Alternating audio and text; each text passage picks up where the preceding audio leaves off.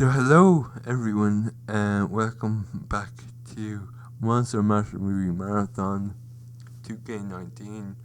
We're getting into the last 2 days of the Monster Mash Movie Marathon 2K19, and then I will go into hibernation for another year.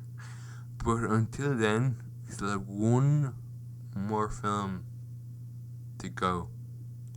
And then tomorrow will just be like tomorrow will just be a topic video on some of my favorite creepy YouTube channels, and I'll give you recommendations and you will enjoy them, and hopefully they will too, and we can all be friends and we can all kind of enjoy creepy horror stuff. We can now watch creepy horror stuff on Halloween, as is tradition. So today, the last full film review of Monster Mash Movie Marathon 2K19. What are we watching, or what are we talking about today? What are we talking about tonight? Whatever time you watch these videos at.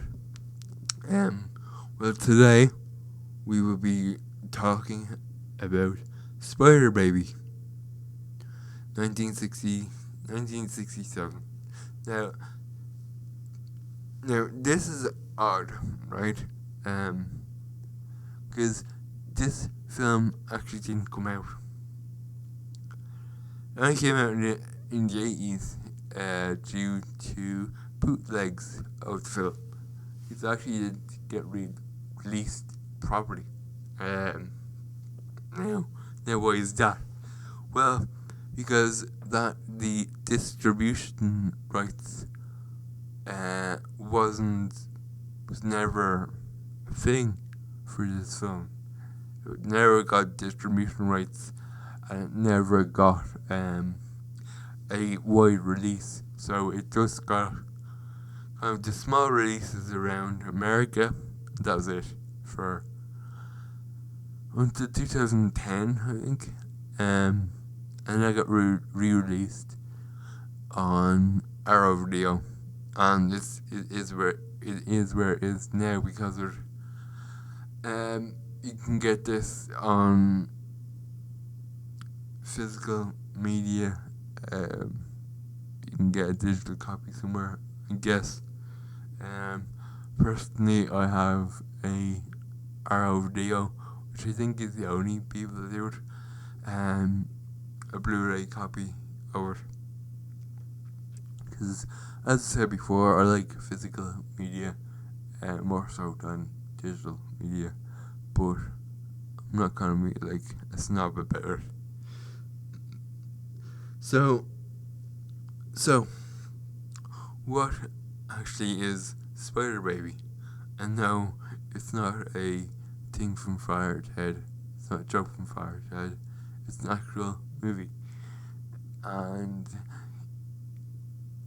this kind of resembles a lot of creepy old dark house in Haunted Hill levels of horror.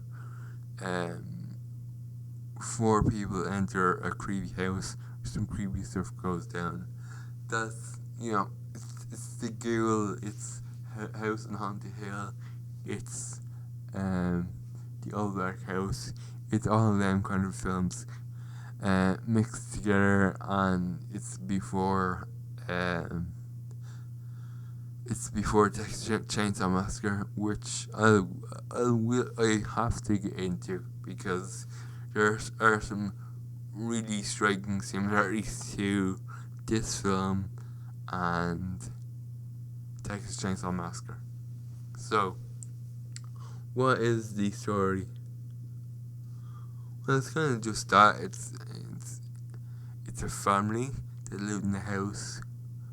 They live in like a really, really creepy, gothic looking house, and it looks really fucking cool. And I think it's still there, even to this day, but it just looks really, really fucking cool. It's kind of like Carnival Souls in that it's a kind of a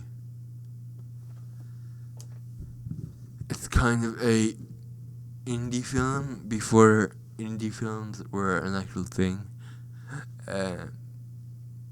So like these are kind of like the first kind of indie films, and like they're a few years apart as well.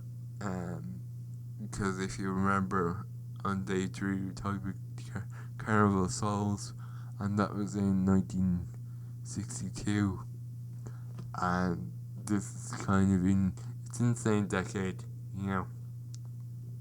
So there were kind of motions to get films that you wanted to make made back in the day before like everybody else did it, which is kind of cool. But, you know, you get some good films like Carnival Souls and Swear Baby, and then you get shit like Man Sons of Fate, which is another kind of indie movie. And it was the first movie that we talked about on this year's Monster Mash Movie Marathon 2K19. But I have to talk about the resemblance to Texas Chainsaw Massacre, because it'd be very unhelpful if we didn't talk about similarities, because the two of them are very, very, very similar. It's just that one wasn't about killing and kind of turning the horror films inside out and changing them forever. One was about that and one wasn't. And Swear Baby was not about changing how horror is kind of shown, and kind of how we talk about horror and how we discuss horror films. Like, Swear Baby is not about that, but Texas Chainsaw Massacre is. So we have a very, very odd family who kind of entraps these four people, and some weird shit happens, and the house catches on fire in the end. It is on paper, and you know, like, once you've seen like one movie like this, you've kind of seen them all. But the kind of the showcase of this film is kind of the actors that they have. Like, they have Lon Chaney Jr.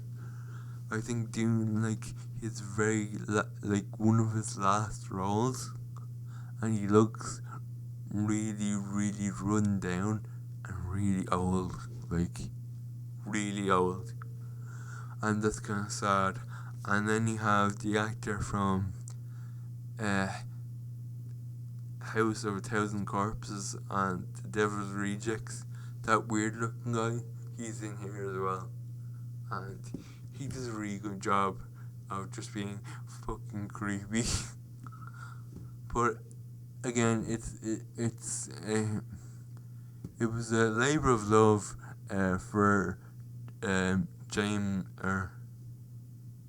Jack Hill was his name. He's the director of it, and it was just he wanted to just make a film.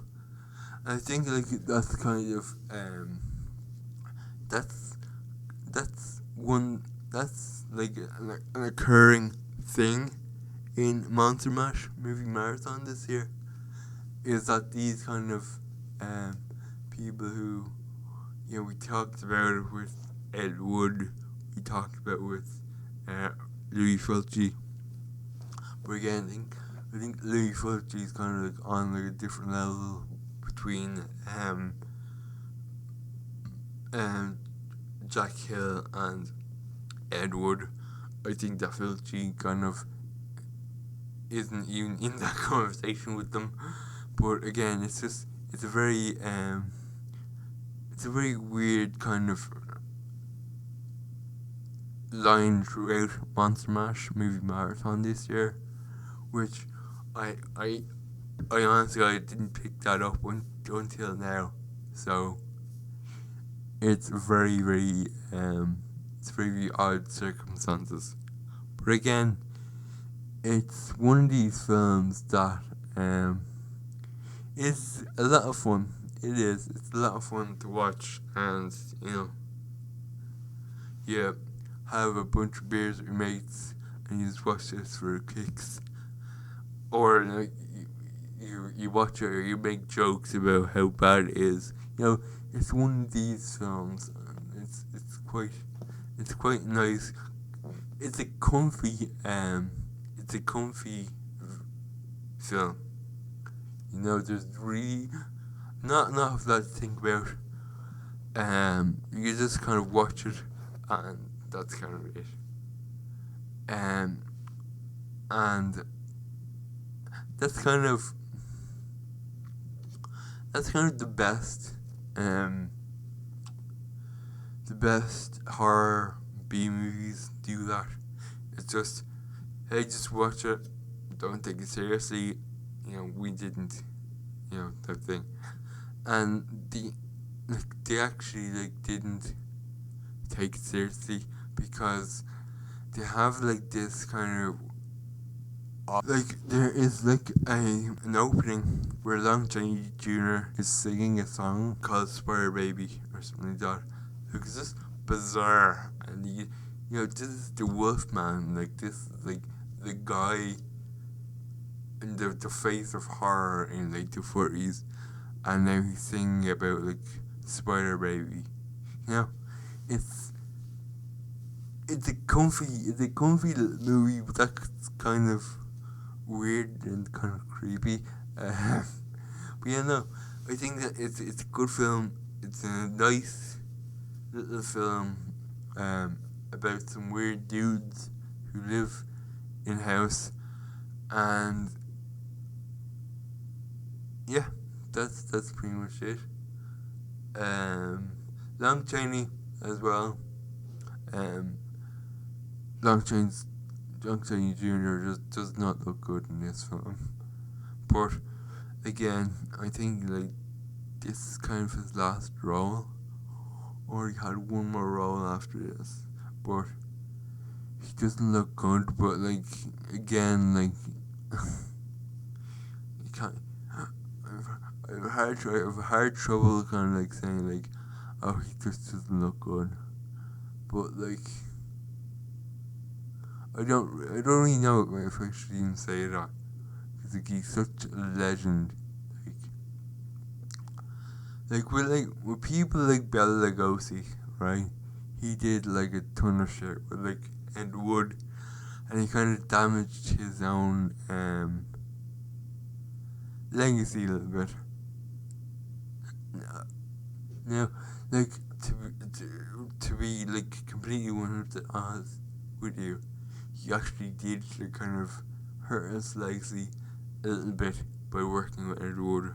However, Boris Karloff, like at the end of his life, like kind of knew like, oh, like, you know, my time is, you know, coming up. I should really kind of help new actors out, and he did that, and he helped a lot of people to get their film career working. Like he helped in terms of actual superstars or actual film stars. Now he helped them out because he knew that his time in the spotlight was gonna go out soon, so he wanted to help out the new stars of Hollywood. I think Lon Chaney did kind of in the middle between Bella and Boris. He kind of helped out, but he was still in the limelight. But he wasn't like Bella because he didn't ruin his reputation by taking on every single bit of work. Do you get me? So anyway, guys, that's really it. Tomorrow will be the last day of Monster Mash Movie Marathon. Thank you very much for watching and listening. See you guys tomorrow.